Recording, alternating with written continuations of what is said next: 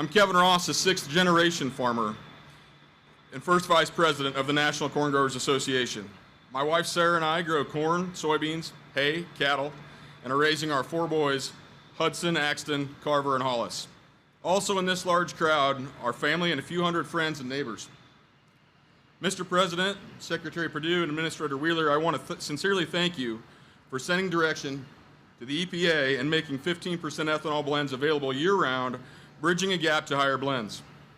You see, folks, I'm well aware of the conversations that the President held at the White House with colleagues, farmers, and my Iowa senators almost a year ago.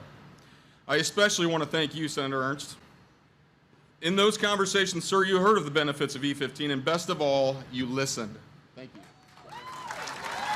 Just a couple months later, you gave direction to EPA to finalize the E15 rules, and here we are today, done. Mr. President, you delivered on E15, but we have more work to do. EPA's oil refinery waivers threaten to undo your good works.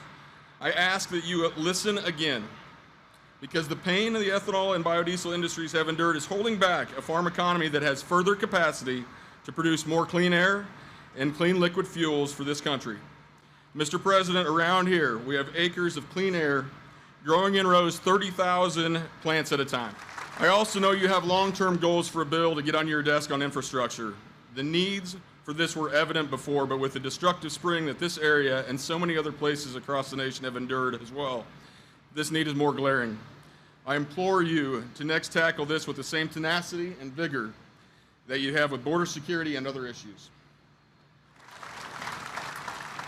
I work in the greatest industry we have in this country, and that's agriculture. We're blessed by God to have soils and the science that have let us achieve new heights in production.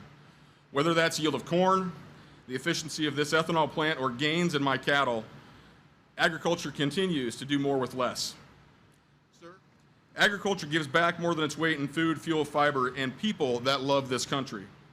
The economic benefits and the clean air delivered through biofuels are wins for the seventh generation on my family farm and wins for all U.S. citizens. America, thank you, Mr. President. Thank you.